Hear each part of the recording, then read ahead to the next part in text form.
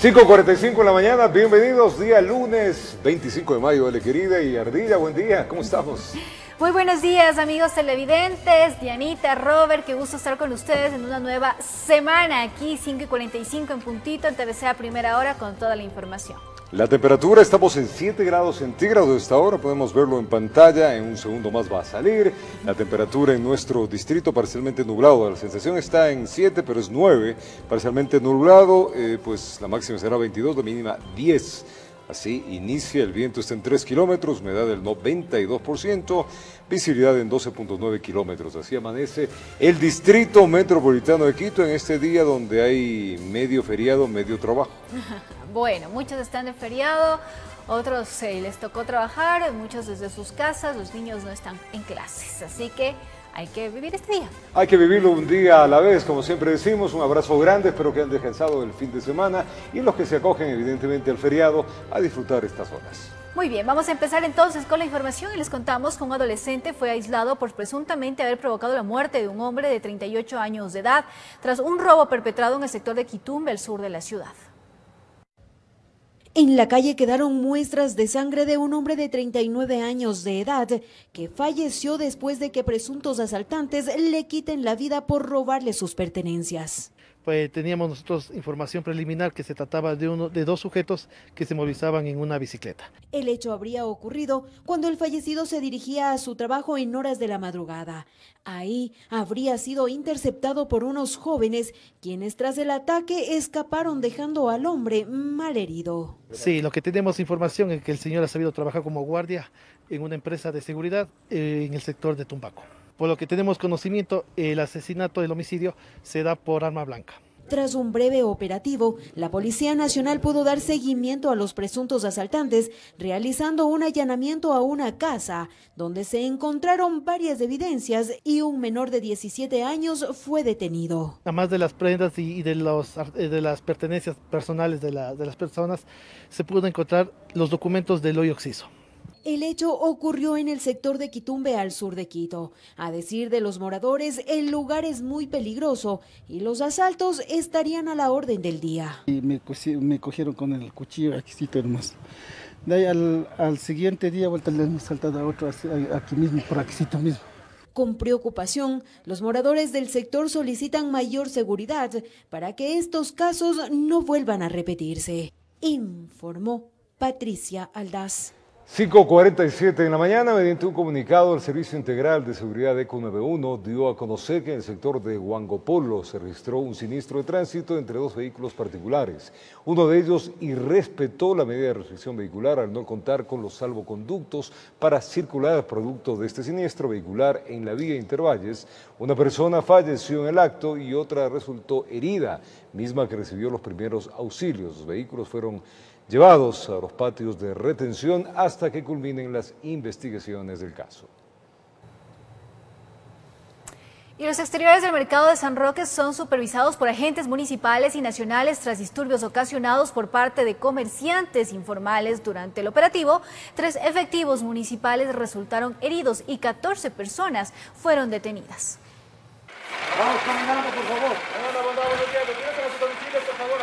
Se refuerzan los controles en los exteriores del mercado San Roque luego de que el pasado viernes se registraran disturbios por parte de un grupo de comerciantes informales que desalojaron a los agentes metropolitanos de control del sitio con piedras y botellas. En San Roque tuvimos 12 ciudadanos sancionados por estar en la calle en el periodo de toque de queda. Igualmente tuvimos 3 agentes heridos y 2 ciudadanos detenidos por alterar el orden público. El fin de semana, desde las 3 de la mañana, alrededor de 90 policías militares y agentes metropolitanos supervisaron las calles para evitar que los comerciantes empiecen a aglomerarse en el espacio público. Pero el control no es porque estamos opuestos al trabajo, el control es para garantizar la vida de los ciudadanos de este sector. Las calles se encuentran cercadas con vallas. Las autoridades aseguran que estos tipos de controles se intensifican en los sitios en donde se ubica mayor número de contagiados de COVID-19. Muy buenos, claro que nos perjudica a los comerciantes porque nosotros vivimos del día al día, pero tienen que comprender que es para el bien de toda la ciudadanía. La zona del Mercado San Roque se convirtió meses atrás en uno de los focos de infección. A esto se suman problemas como ventas irregulares, inseguridad, comercialización de drogas, trabajo infantil, entre otros.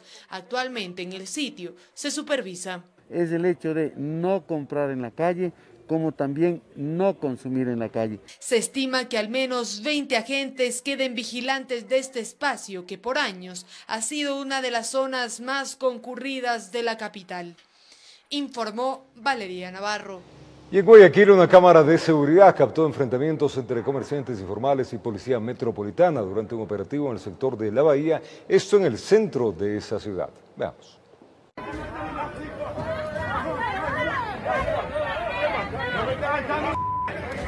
El enfrentamiento entre metropolitanos y vendedores informales en La Bahía, centro de Guayaquil, quedó registrado por las cámaras de algunos de los clientes. En esos momentos se encontraban en el lugar.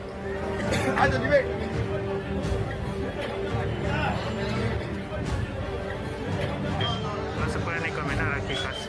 Aparte de este impasse en el sitio, no hubo el mencionado distanciamiento social. También fue grabado y expuesto en redes sociales. Sin embargo, durante el fin de semana observamos una bahía más custodiada por elementos policiales, además de integrantes de la Fuerza Metropolitana. Los propietarios de los distintos locales cumplían con los requisitos necesarios para su ingreso. Nosotros hemos tenido cerrado ya 2 meses y la verdad que hace mucha falta las ventas porque hay muchas cuentas por pagar. Me toca trabajar pasando un día y trabajamos desde las 10 de la mañana hasta las 6 de la tarde. Correcto. ¿Qué es lo que ha escuchado de pronto el movimiento de La Bahía con el semáforo amarillo organizado? Bueno, como está organizado, estamos recién comenzando. Vamos a ver qué es lo que pasa con los días venideros, ¿ya? Según los comerciantes, esto es uno de los puntos de mayor movimiento económico de la ciudad y que con las precauciones necesarias se puede elaborar. Que el problema se podría generar en otros sectores de la misma bahía. Los problemas son donde se acumula mucha gente, donde hay el desorden, más que todo donde están los módulos, los negocios más pequeños. El jefe del Cuerpo de Agentes Metropolitanos contaba que para trabajar en el lugar hay que cumplir ciertas reglas. Hasta el momento no existe ninguna novedad, indicándoles que pueden abrir pasando un módulo. Correcto. Sí. Hay algunos que no incumplen, otros abren más temprano, entonces a eso se les está clausurando. Igual tienen que guardar las personas, los clientes tienen que guardar el distanciamiento. Informó Julio César Saori. Y la Policía Judicial desarticuló la banda de los Chandis, cuyo centro de operación era el Cantón Ventanas en la provincia de Los Ríos. Esta organización delictiva está involucrada en ilícitos como asesinatos, microtráfico de drogas y extorsión. Este video se viralizó en redes sociales el pasado mes de febrero y provocó conmoción entre los ciudadanos por el uso de armas de fuego durante el sepelio de un integrante de la organización delictiva denominada Los Chandis. Luego de varios meses de trabajo investigativo de las unidades élite de la Policía Nacional, se logró hallar a varios miembros de dicha estructura delincuencial. Y el día de ayer se concretaron, luego de, en coordinación con la Fiscalía, proceder a varios allanamientos en la provincia de Los Ríos y en la provincia del Guayas, y al momento contamos con 10 de los detenidos de una organización extremadamente violenta. Entre los aprehendidos constan Luis B. y Nicolás B., líderes de la banda, y quienes junto a sus cómplices estarían involucrados en asesinatos registrados en Guayas y la provincia de Los Ríos. Además, los sujetos tienen nexos con otras actividades ilícitas, como microtráfico, robo de vehículos y extorsión. Continuaremos con las investigaciones, hay mucha gente especialmente los líderes de estas organizaciones que fueron muy visibles, que han salido del país, y continuaremos a través de OCN e Interpol las investigaciones hasta proceder a sus localizaciones y detenciones. En la operación denominada Victoria 339 se decomisaron 19 municiones, un arma de fuego, 11 celulares y 2 vehículos, informó Adriana Peralta. Un video de seguridad captó el momento cuando un sujeto trataba de huir para evadir un control policial, esto en el sur de Guayaquil. Los agentes decomisaron un paquete de droga. Los individuos fueron aprehendidos para investigaciones del caso. Veamos. La persecución fue captada por las cámaras de seguridad de la zona. Elementos policiales iban detrás de dos sujetos, los cuales en su poder tenían alcaloides, y después de varios minutos fueron interceptados, neutralizados por los agentes del orden. En medio de la acción, uno de los sospechosos trató de deshacerse de la evidencia, pero poco fue lo que pudo lograr. A la voz de alto policía, tenga la bondad, colabore contra la pared. En ese momento los señores se pusieron un poco nerviosos. Un ciudadano sale a precipitada carrera, siguiéndolo los dos señores auxiliares.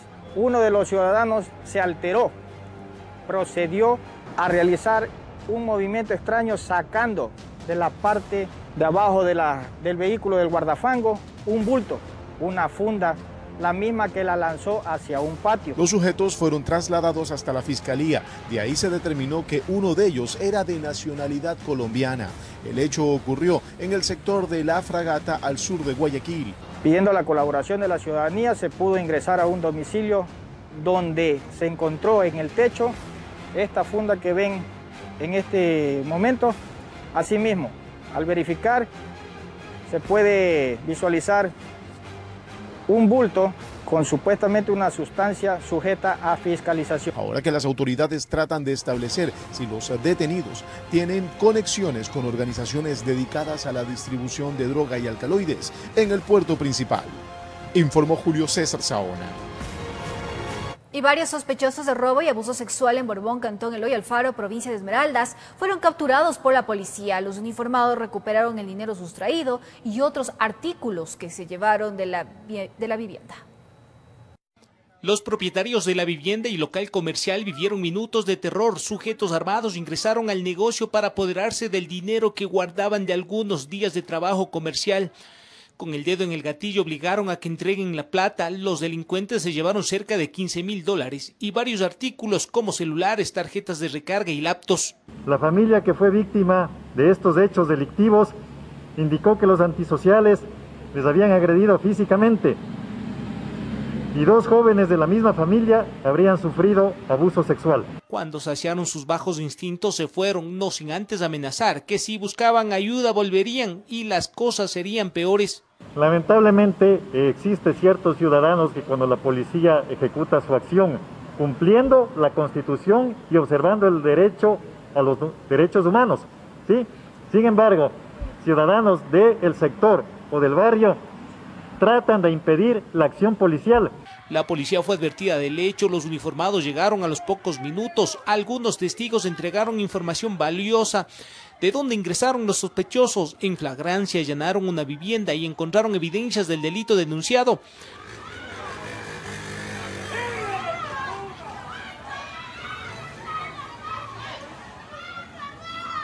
Uno de los sujetos cargaba un arma de fuego y en una especie de funda encontraron $14.580, dinero sustraído del negocio que minutos antes robaron. Parte de lo que se habían sustraído de este inmueble, es por eso que las pruebas son totalmente contundentes, además fueron plenamente reconocidos. Además, una mujer también fue detenida, aparentemente sería familiar de uno de ellos. Según el informe policial, intentó ocultar a los sospechosos, no colaboró con el trabajo ejecutado en flagrancia, informó Iván Casamen. El toque de queda a escala nacional depende del semáforo en el que se encuentre su cantón. Si el color es rojo, no puede circular desde las 14 horas hasta las 5 de la mañana del día siguiente. Si el semáforo se encuentra en color amarillo, el toque de queda rige desde las 21 horas hasta las 5 a.m. Y si el cantón está en semáforo verde, no podrá circular desde las 24 horas hasta las 5 a.m.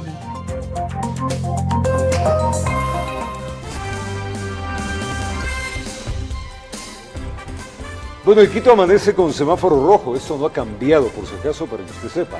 Para que tenga todas las previsiones del caso, solamente puede salir de su vivienda en caso de emergencias, respetar por favor también el número de placa con respecto con la movilidad. Para que usted pueda transitar, tiene que saber qué días puede hacerlo. Además, tiene que tomar siempre todas las precauciones necesarias, usar mascarilla, tener todos los insumos necesarios en el caso de que salga. La ciudad está amaneciendo ya, 6 de la mañana en punto, así que el abrazo, los que acaban de abrir el ojo. Guayaquil amanece con 22 grados centígrados, por si acaso, 24 la sensación. Parece que va a llover, está nublado en Guayaquil. El sol va a brillar en la mañana en Cuenca. Sensación de 6 grados centígrados, se llegará a una máxima de 17. Posibilidades de lluvia en el 99%. En Manta se amanece con 25 grados, 23 grados centígrados. Posibilidades de que llueva ninguna, habrá sol. A esta hora está nublado Manta. En Ambato 7 grados centígrados, la sensación térmica, la posibilidad de lluvias en el 81%, de hecho hay lluvias débiles en la zona en Ambato. En Machala 25 grados centígrados es la sensación térmica, no va a llover pero está nublado a esta hora en Machala. En Loja 18 grados centígrados, 30% posibilidades de que llueva en ese sector del país. En Tulcán 21 grados centígrados, 73% posibilidades de que llueva, hay chubascos en el sector. En Riobamba 3 grados centígrados a esta hora, posibilidades de que llueva en el 98%. De hecho, pues hay algo de nieve en los sectores aledaños al volcán Chimborazo. En Atacames 26 grados centígrados, así se amanece, chubascos en la zona, posibilidades de lluvia en el 87%. Y finalmente en la península, allá en Santa Elena no hay posibilidades de que llueva, amaneció nublado, pero el sol brillará a lo largo del día. Se amanece en varios sectores del país en este 25 de mayo. Bueno, a tomarlo en cuenta entonces cómo está el clima en distintas provincias. Vamos a empezar y les contamos que autoridades conmemoraron la batalla de Pichincha con una ceremonia militar que cumplió con todas las medidas de protección. En la cima de la libertad, el vicepresidente de la República aprovechó el espacio para agradecer el trabajo de las Fuerzas Armadas.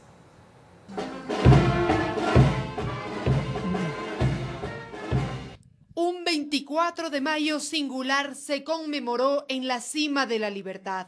Honores a los héroes de la batalla de Pichincha que se gestó en 1822 se rindieron en este espacio simbólico. Una fecha que a pesar de la pandemia no pasó por desapercibido. El sacrificio de esos héroes fue la simiente fructífera de la construcción de esta nación. La ceremonia por cumplirse los 198 años de la gran batalla estuvo precedida por el vicepresidente de la República, Otto Sonnenholzner, quien estuvo acompañado de los ministros de Gobierno y Defensa, además del secretario de Gabinete. Tras un minuto de silencio por las víctimas mortales que cobró el COVID-19, Sonnenholzner agradeció a las Fuerzas Armadas por su labor durante la emergencia sanitaria. Reciban con orgullo nuestro reconocimiento por el impecable desempeño de sus funciones, de sus responsabilidades, en tiempos tan difíciles como los que nos han tocado vivir. Seguiremos protegiendo a los ecuatorianos y el futuro de nuestra patria, con valor, disciplina, esfuerzo y sobre todo con mucho trabajo. El vicepresidente catalogó como una de las mayores amenazas actuales la corrupción. A la corrupción hoy ya no se la homenajea ni se la oculta, ahora se la castiga. Por eso, hoy invito al Poder Judicial, que finalmente cuenta con la independencia necesaria para ejercer sus funciones, que le demuestre al país que esa lucha que se dio por esa independencia no fue en vano y era necesaria. De esta manera, las autoridades recordaron la derrota de los ejércitos españoles, sin alejarse de una realidad actual que asedia a todos los ecuatorianos. Informó Valeria Navarro. Luego de administrar por 3 años el país, el presidente Lenín Moreno brindó su informe a la nación en el que trazó 4 ejes que son acción, salud, empleo, alimentación y dolarización. Además consideró el cobro de las aportaciones de empresas que no han sido afectadas por la pandemia y de personas que ganan más de $5.000. Veamos. En su tercer informe a la Nación, el presidente de la República, Lenín Moreno, reconoció que miles de personas han perdido sus empleos y, a su consideración, el proyecto de ley humanitaria ayudaría a contrarrestar esta realidad. Cumpliré mi palabra, por supuesto, y no abusaré de mi facultad de objetar la ley. Sin embargo, anunció que mantendrá como opción una de las consideraciones que se discutió en el Pleno de la Asamblea. Que en casos de excepción, para quien gana más de $5.000 al mes, adelante un porcentaje de sus impuestos. Lo mismo le pediremos a las grandes empresas, aquellas que no se han visto afectados sus ingresos durante la pandemia. Lo recaudado por este adelanto se destinará, óiganme bien, se destinará exclusivamente para proyectos de protección social a los más desvalidos y para el programa de créditos Reactívate Ecuador. El presidente de la República direccionó su discurso a la salud, alimentación, empleo y dolarización, los 4 pilares a trabajar en el año que le queda. En cuanto al primer eje, el mandatario resaltó las inversiones que se han realizado, además de nuevos controles para evitar la corrupción en el sistema de salud. Eliminaremos las mafias que han trabajado durante años en los hospitales y además ahorraremos más de $400 millones. En el 2021 dejaremos al país una alternativa de compra pública unificada, eficiente y transparente. En cuanto a la alimentación, que constituye el segundo eje de acción, informó: debo comentar que hemos entregado más de 1 millón de kits alimenticios y con el plan Canasta Solidaria más de 750.000 familias han recibido alimentos destinados a nuestros niños en escuelas y colegios. Ante la crisis económica que atraviesa el país, el presidente también se refirió sobre los créditos que se han proporcionado para la ciudadanía. En cuanto a la dolarización, enfatizó: mientras yo sea presidente, la dolarización será cuidada, será protegida y será atesorada.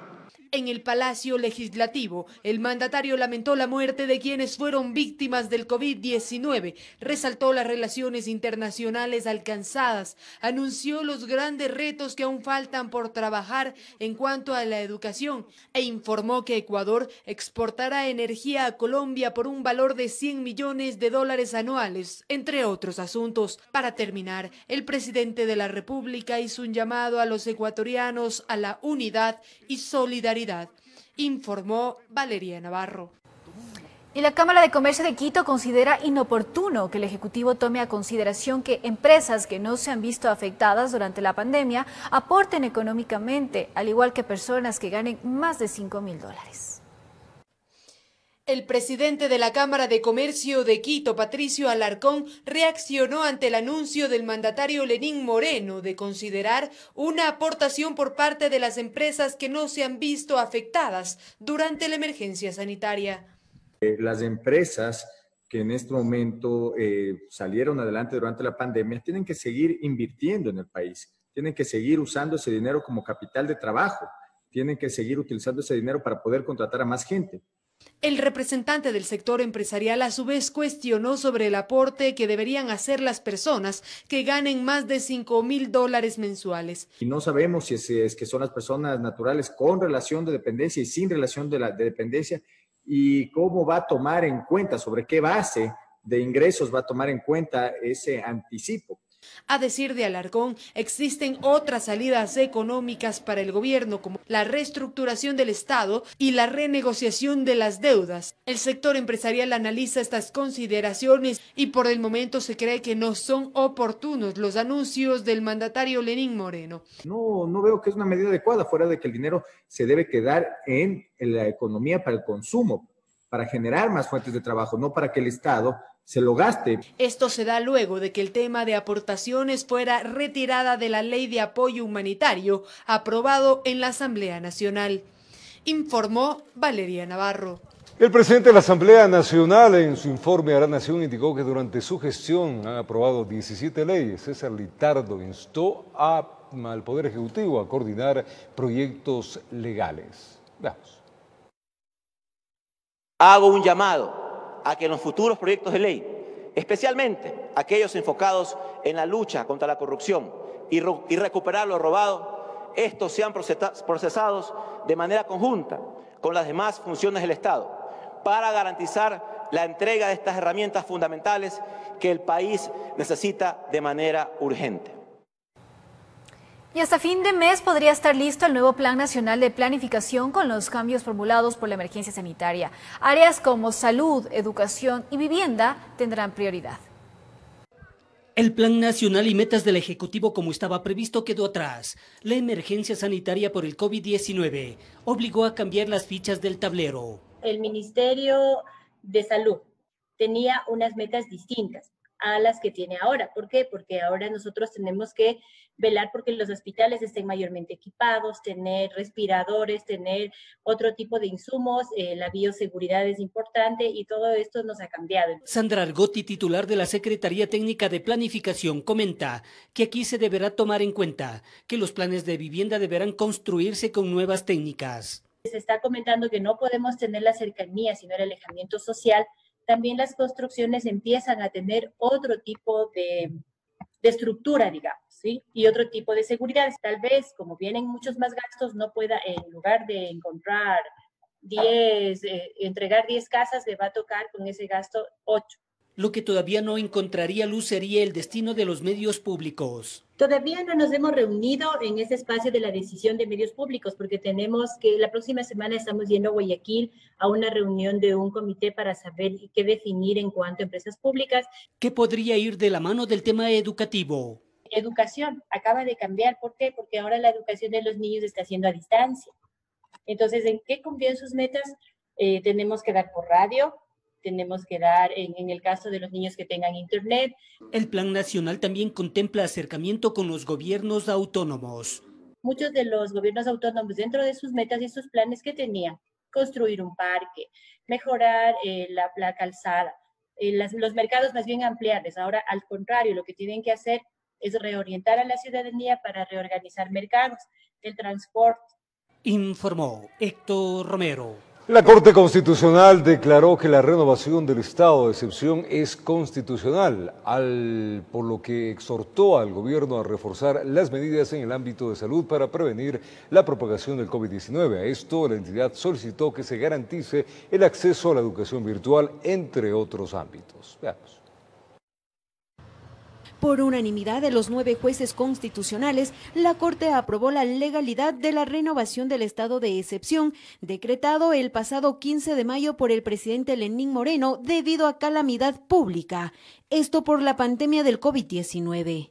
Entre los 16 puntos que contiene el dictamen, exhorta al gobierno para que dentro de los 30 días de vigencia del decreto tome las medidas de conformidad con los mecanismos jurídicos ordinarios para afrontar la pandemia y que fortalezca el sistema público de salud en general. Entre otros puntos, exhorta al gobierno y a las autoridades competentes respeten el derecho a la protesta pacífica, que promueva medidas de bioseguridad, que use la fuerza en caso de que sea necesario y de manera progresiva. Además, solicita al gobierno garantice el acceso universal a la educación en el nivel inicial, básico y bachillerato, que tome las medidas para prevenir la deserción escolar, fomentando el acceso a la conectividad y disminuyendo la brecha digital.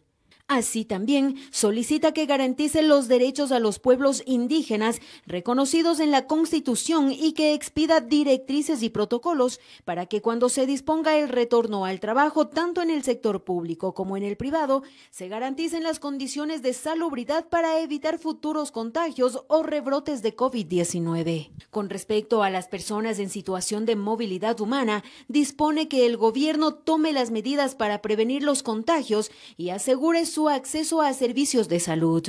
Exhorta a las autoridades competentes, constitucionales y legales a atender la situación de vulnerabilidad en la que se encuentran las personas privadas de libertad y decidir conforme a derechos sobre indultos, amnistías, medidas cautelares y penas alternativas a la prisión de libertad, la prelibertad y la libertad condicional, con el objetivo de evitar la propagación de la pandemia a las personas privadas de libertad. Solicita a las autoridades competentes la obligación de transparencia transparentar los procesos de compras públicas para prevenir, combatir y sancionar a las personas responsables por hechos de corrupción y promover la veeduría y el control social a la gestión de los recursos públicos. Finalmente, la Corte Constitucional recuerda que los servidores públicos serán responsables por cualquier abuso que hubieran cometido en el ejercicio de sus facultades durante la vigencia del estado de excepción.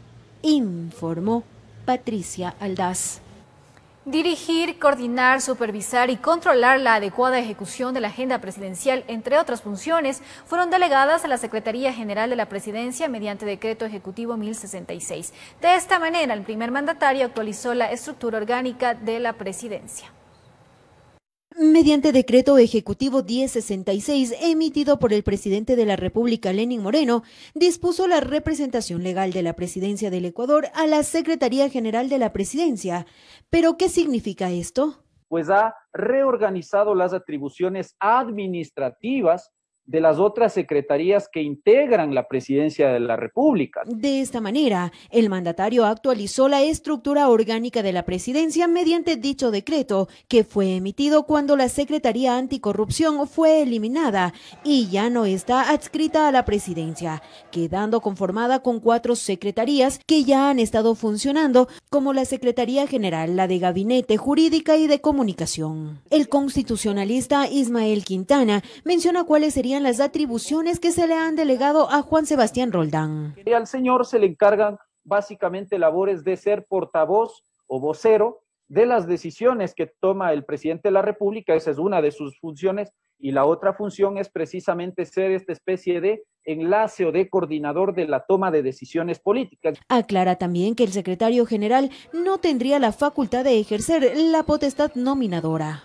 Esa facultad nominadora, se decía, estaba expresamente prevista para designar al personal administrativo que trabaja en la Presidencia de la República, pero se decía con excepción de aquellos nombramientos que le corresponden por norma constitucional al presidente. Frente a los malos entendidos debido al decreto, la Secretaría Nacional de Comunicación emitió un comunicado para aclarar que en ningún momento el primer mandatario ha delegado sus funciones a la Secretaría General de la Presidencia. De esta última entidad se ha venido encargando y así continúa haciéndolo de los temas administrativos, la representación legal, y es la autoridad nominadora de la Presidencia de la República.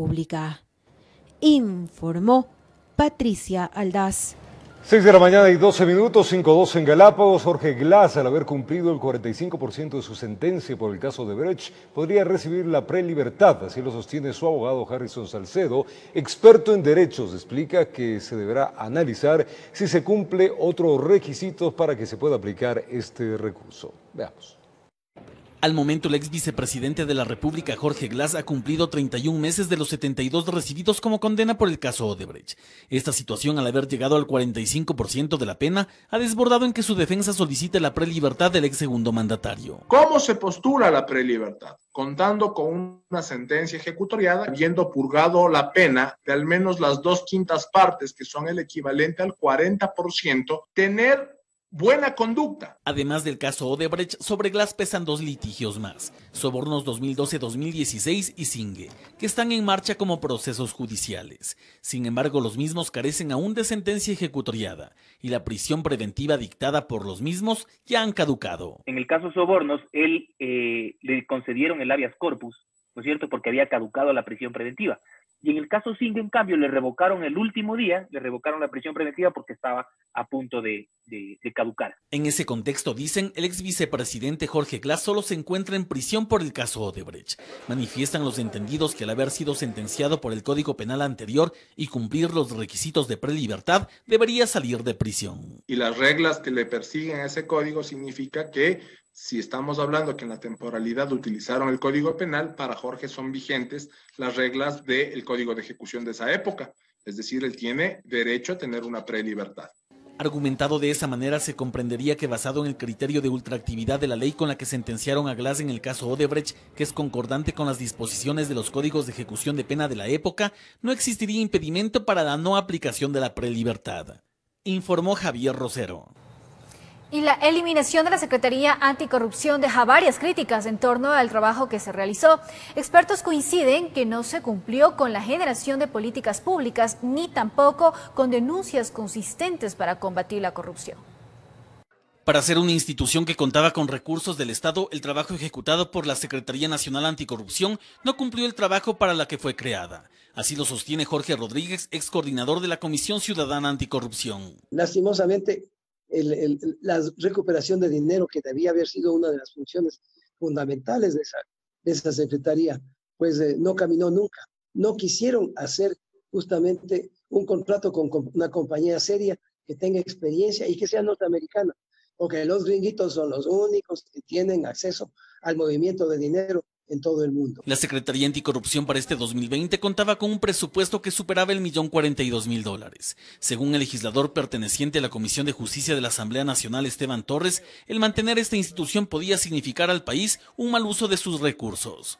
Y escucho algunas voces que dicen que esta secretaría servía para cumplir estándares internacionales, recomendaciones de la ONU. Bueno, si en la práctica no sirve para nada, tiene que eliminarse. En ese sentido, se señala como un acierto la eliminación de dicha entidad, pues aseguran que en ninguno de sus trabajos investigativos se llegó a dar resultados concluyentes, ni tampoco en su labor de generar políticas públicas para facilitar las denuncias de corrupción. Recordará usted que incluso se invitaron a Naciones Unidas y algunas organizaciones internacionales para formar un equipo en ese sentido. Pero se pasaron 6 meses discutiendo un reglamento. Los expertos señalan que la solución para combatir la corrupción está en mantener transparencia en el sector público, así como dar libertad a las investigaciones que derivan de la ciudadanía y del propio periodismo. Informó Javier Rosero. Es tiempo de una pausa y al retornar al menos $23 millones se habrían adjudicado en más de 600 contratos con presuntas irregularidades en la seguridad social. Además, los centros comerciales podrán reaperturar sus puertas bajo el protocolo de bioseguridad que tiene estrictas medidas de distanciamiento social. Ya regresamos con esta información.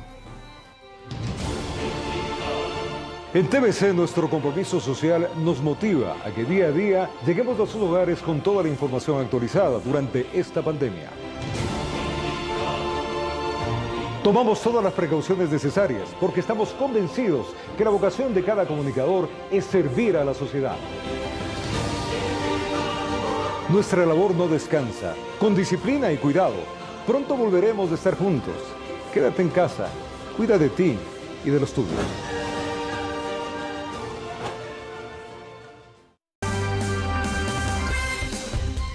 Y estamos de vuelta, gracias por acompañarnos. Al menos $23 millones se habría adjudicado en más de 600 contratos con presuntas irregularidades en la seguridad social dentro del marco de la emergencia sanitaria. Así lo aseguró el presidente del directorio del IES, Jorge Batet.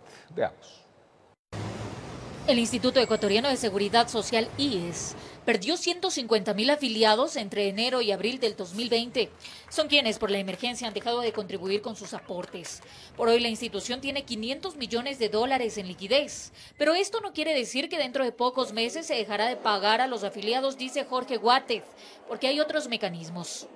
Es una información real, pero el BIES en sí tiene más de $20.000 millones en inversiones que se pueden ir liquidando para ir cubriendo las respectivas necesidades. ¿Pero qué cantidad económica representa los 150.000 afiliados menos que por hoy tiene el IES? Que representan $30 millones mensuales menos. A esto se suma que el Estado no está al día con la cancelación de los aportes del 40% a la institución.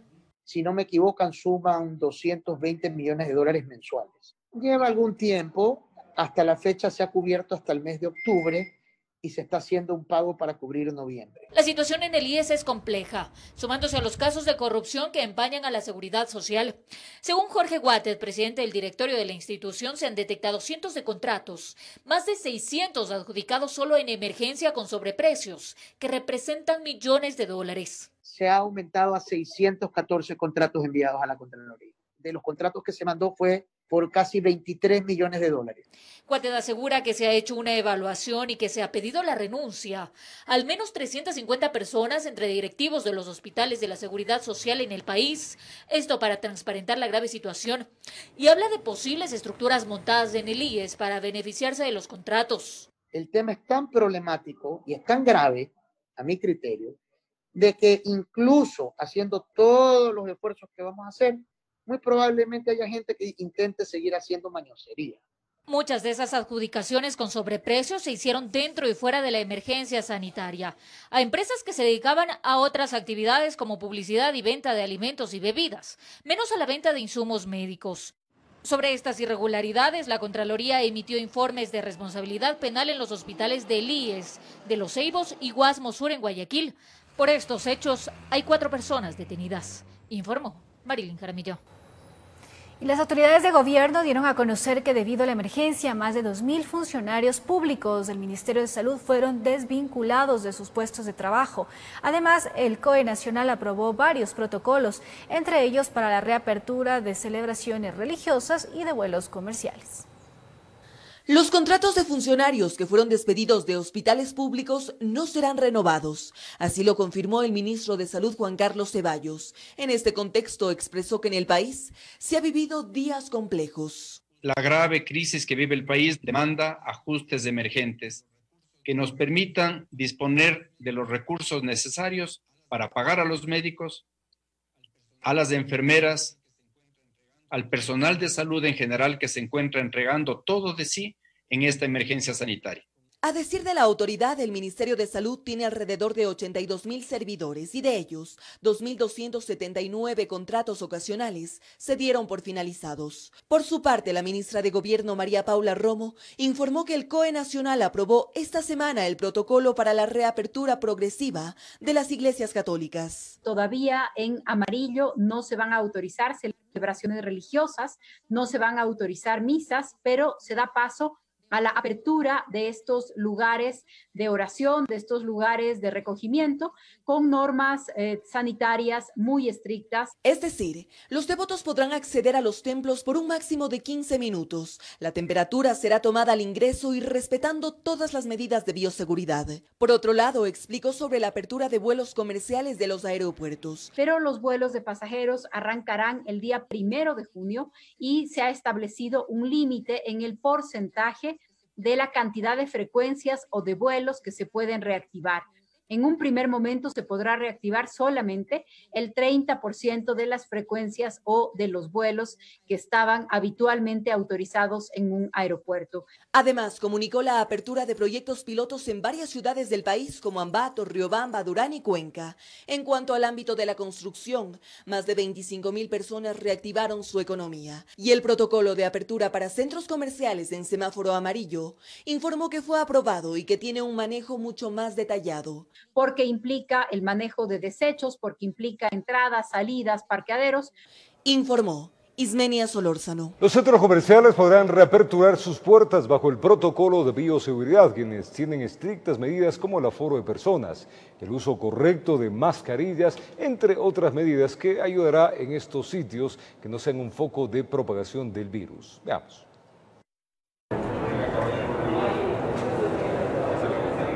El protocolo para reabrir los centros comerciales está listo y aprobado por el COE Nacional. Esta medida va para los cantones que ya se encuentran en la fase amarilla del plan de semaforización que el gobierno propone para reactivar la economía. Este protocolo tiene instrucciones detalladas de cada medida, ya que implica el manejo de desechos, entradas, salidas, parqueaderos, entre otros, siendo el punto principal que se encuentra en el protocolo de bioseguridad, el aforo para el centro comercial que deberá mantenerse con un 30%. Todo visitante debe portar mascarilla, no se le permitirá el ingreso a ningún lado si no está colocada correctamente. Pasará por un proceso de desinfección de zapatos, manos y toma de temperatura. Este punto se lo realizará en cada local. Si sobrepasa los 37.5 grados, no podrá ingresar y se recomendará asistencia médica. Los centros comerciales dispondrán de puntos de desinfección para el uso de los clientes. Todos los visitantes deberán mantener el distanciamiento social para la adecuada circulación en los pasillos y zonas comunes de tránsito. Este documento, aprobado por el COE Nacional, fue elaborado por representantes de 30 centros comerciales de diversos cantones del país, tales como Quito, Guayaquil, San Borondón, Tulcán, Portoviejo, Ambato, Riobamba, Cuenca, Loja, entre otros. Informó Patricia Aldaz. Los establecimientos de hospedaje turístico del país cuentan con un protocolo de bioseguridad para volver a atender al público, el cual fue elaborado por el Ministerio de Turismo junto con el Ministerio de Salud Pública. Este fue aprobado por el COE Nacional. El protocolo consta de 24 páginas, en el cual se especifica el manejo de elementos de protección para el personal de trabajo, medidas de información para el viajero y acciones si alguna persona presenta síntomas de COVID-19.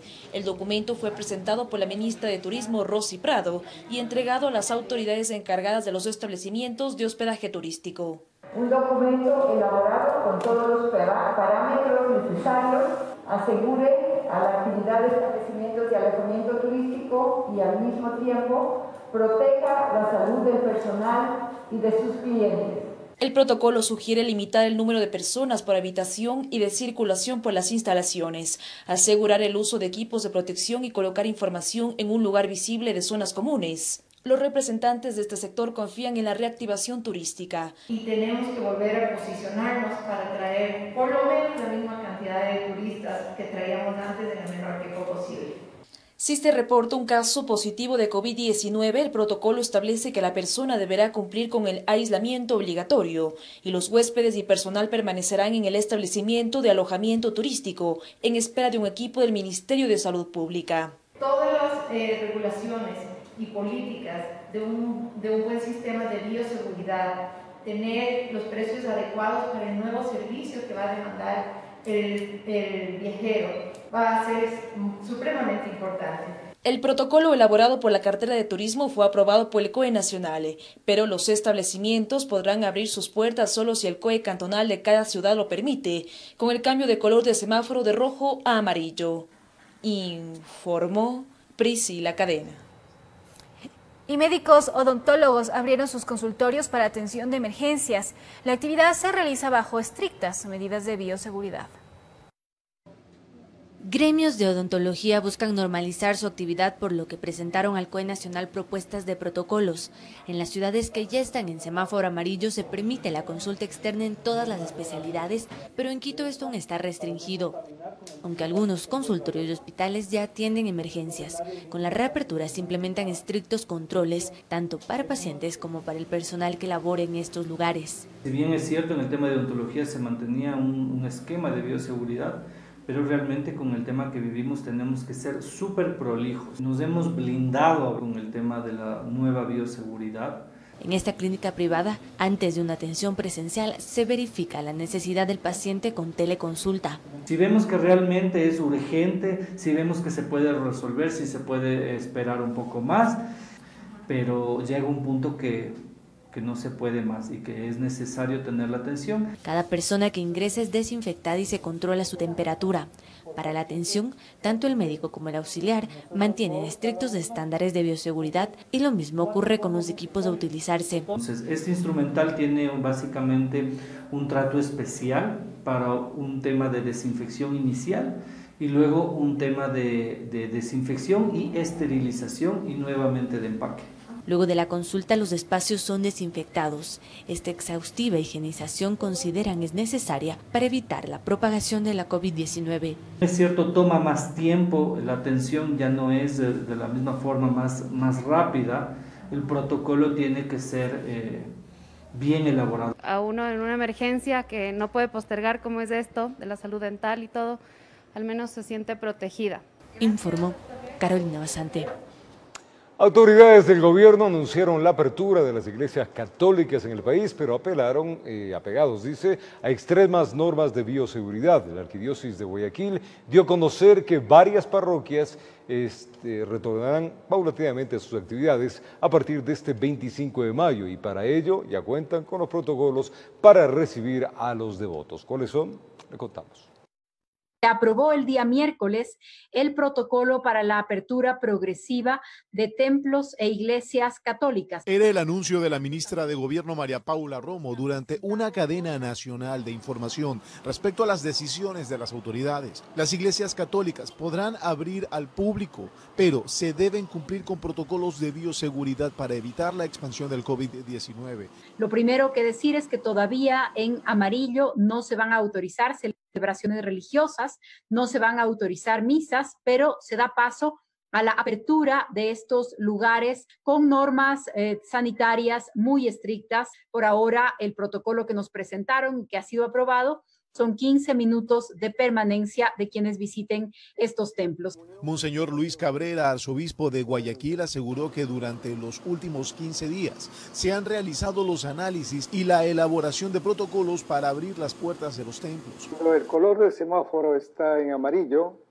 entonces ahí se puede orar las confesiones y recibir la comunión fuera de la Eucaristía. Perfecto. Cuando ya el semáforo nos indique verde, ahí comenzaríamos con las celebraciones de la Eucaristía, con poca gente, por supuesto. Asimismo, la Arquidiócesis de Guayaquil envió un comunicado en donde detallaba cuáles eran los templos aprobados para la reapertura con aforo permitido desde el 25 de mayo de este 2020. Entre ellos está María Madre de la Iglesia, Cristo Redentor, San Antonio María de Claret, Santuario María Auxiliadora, Nuestra Señora de los Ángeles, Señor de los Milagros, Santísima Trinidad de Tarifa, Parroquia Santa Lucía, María Auxiliadora, Parroquia Santa María de Laurel, Santo Tomás Apóstol, Nuestra Señora de Czestochowa, San Alberto Magno, Santa Teresita del Niño Jesús, Nuestra Señora de la Alborada, Nuestra Señora de Loreto, San Juan de la Cruz, Parroquia Nuestra Señora de la Presentación. Se van a abrir de una manera progresiva, partiendo de los que ya están preparados. Pues desde el próximo lunes 25 ya podrían pues ya algunos templos abrir sus puertas para que los fieles puedan entrar a orar. Informó Julio César Saúl.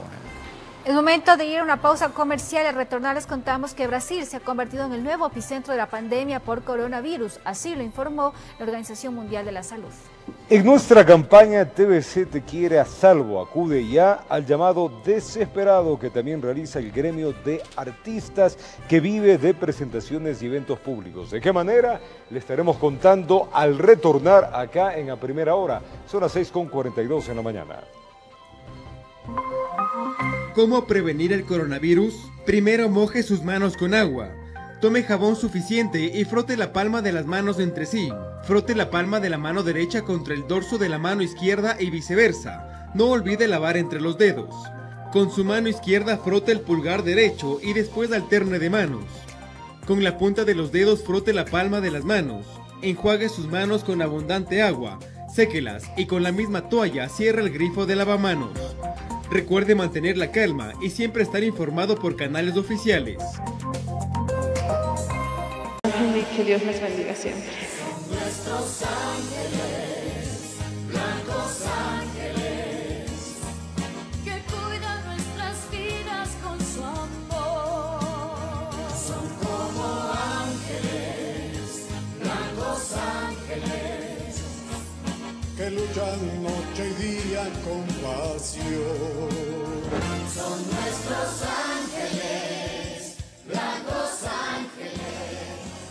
Y es que, amigos, múltiples son los sectores afectados por el estado de emergencia sanitaria, entre ellos, sin duda, el gremio de artistas que viven de presentaciones y eventos públicos que por un muy buen tiempo seguirán suspendidos debido a esta pandemia. Nuestra campaña TVC te quiere a salvo acudió también al llamado desesperado de un grupo de payasos que solicitó nuestra ayuda. Le contamos.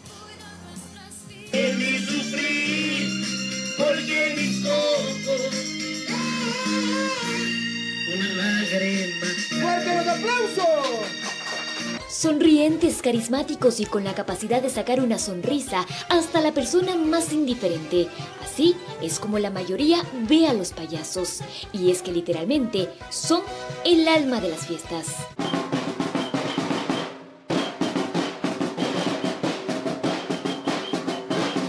Aunque su misión sea llevar alegría, hoy detrás de su colorido y carismático maquillaje se oculta tristeza, incertidumbre y desesperación. Ahorita nos ven maquillados, son sonrientes, pero también tenemos corazón, que a veces nos desmaquillamos y vemos una situación muy dura. Dura porque detrás de cada uno de estos artistas está una familia que depende de su trabajo, que debido a la emergencia sanitaria se ha visto gravemente afectado. Intentan sobrevivir, dicen, aunque sea comiendo una sola vez al día. Él tiene arroz, ella tiene azúcar. Hemos comido en una sola casa. Son cerca de 80 payasitos que forman parte de la escuela La Caravana de Rin Tin Tin, creada de forma independiente por ellos mismos. Ahora buscan la manera de llevar sonrisas a cambio de alimentos. Lo que pedimos es trabajo. Ya se viene la época de los niños. Nadie se pone a pensar en los niños. Para nosotros nuestra misión y objetivo es siempre dar sonrisas a los niños. A pesar de todo, para nosotros siempre es dar en el escenario todo nuestro amor. Por ello también hacen un llamado a las autoridades. Que mire también por nosotros los payasos que somos independientes, porque la verdad que pues este era nuestra profesión, este es nuestro trabajo, de esto vivíamos nosotros. Queremos proponerle al señor alcalde una paletón de payasitos. Si bien ahora necesitan de nuestra ayuda, aunque muchos no sepan, ellos también han brindado su apoyo en momentos en los cuales el país ha necesitado. Muestra de esto son las protestas de octubre del 2019. Nos llevamos como payasitos a sacar una sonrisa a nuestros hermanos indígenas. Y en la noche íbamos a darles pancito con agüita de hierbas a los señores policías. Pero hoy cada quien de nosotros tenemos familia, tenemos hijos, y es muy penoso ver, pues, así verles a nuestros hijos que les falta el alimento, les falta la comida. Todos aquí estamos necesitando de una mano amiga que nos pueda ayudar. Por el momento, a través de nuestra campaña TVC Te Quiere a Salvo, les pudimos entregar un kit de alimentos. Pero si usted también quiere colaborar a estos doctores de la risa y a sus familias, puede comunicarse al número 0995 43 23 16 con Byron Trujillo. En Quito informó Adriana Rojas. Y es que sin duda son varios sectores, sobre todo el sector artístico, muy afectado. Hay que tomar en cuenta que vivían siempre sus presentaciones, de eventos, y claro, con la pandemia no hay nada, absolutamente nada. Realmente la solidaridad tiene que llegar a todos los que necesitan, como nos ha dicho nuestra compañera Adriana, los han dicho los propios artistas. Ellos son un sector muy afectado, así que también hay que hacerle llegar las donaciones, las ayudas también a este grupo. Así que si usted quiere tener un detalle con ellos, hágalo también, lo necesita. Ahí está en pantalla 0999-713-078 para la ayuda también a este gremio. Hay que reinventarse también. Muchos otro tipo de artistas también están en este mismo momento pasando circunstancias similares y claro, se han reinventado. Uno de los puntos es contrataciones vía online, que se lo puede hacer, generar también trabajo de esa manera. En fin, hay sectores en los cuales pues lamentablemente por su quehacer diario se vio más afectado que otros. Sobre todo, necesita el rescate y la ayuda. Quizás el Ministerio de Industria, el Ministerio de Trabajo, reinventar con la tecnología la manera como se presentaban. Antes se lo podía hacer presencialmente por un muy buen tiempo, por lo menos no lo van a poder hacer. Entonces ahí viene la tecnología también, cómo ayudar frente a la adversidad. Así es, ellos vivían realmente de eventos pequeños, cumpleaños, o sea, estos eventos que están todavía totalmente suspendidos. Así que, por favor, ayudemos a todo el que necesita.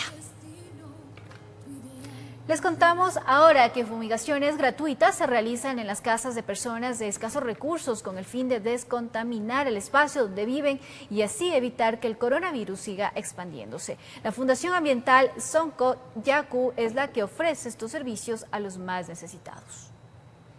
En la comuna de San Francisco de Oyacoto, ubicado al norte de la capital, se ubican decenas de casas, algunas con una buena infraestructura ya terminadas y otras con muchas necesidades. En estas últimas habitan familias de escasos recursos, donde la Fundación de Cuidado Ambiental Sonco Yacu llega con un equipo de fumigadores a desinfectar las viviendas sin ningún costo. Tú tienes dinero y puedes pagar, porque esto es gratuito completamente y puedes pagar, contrata una fumigación que te pague. Pero si tú sabes que estás sin trabajo, te quedaste sin trabajo, no tienes dinero, necesitas el dinero para poder subsistir y comer, llámanos. Son más de 150 hogares que ya han sido beneficiarios de esta labor. Quienes deciden abrir sus puertas consideran útil este servicio gratuito que se ofrece. Nosotros solo tenemos posibilidades para adquirir un cloro, reducirle al 20%, echarnos en las manos. La fumigación para mí es bastante importante porque siempre estamos tal vez comprando, aunque sea aquí a puerta, pero no se sabe si viene o no con el virus. Para una fumigación normal, la Fundación utiliza amonio cuaternario. No daña los alimentos, no afecta al ser humano, ataca directamente al COVID. Si en la vivienda existe una persona contagiada de COVID-19, las medidas se modifican. Ponemos cámaras de ozono en la casa, que es un desinfectante más potente donde ya sabemos que el virus está o puede infectar a más familiares. Las fumigaciones gratuitas se brindan solo para las familias más necesitadas y de preferencia que se ubican en el norte de la capital. Las visitas son programadas luego de que la persona que requiera este servicio lo solicite a través de la página de Facebook de la Fundación Soncoyacu. De esta manera, organizaciones no gubernamentales pretenden dar un servicio a la comunidad en medio de la emergencia sanitaria. Informó Valeria Navarro.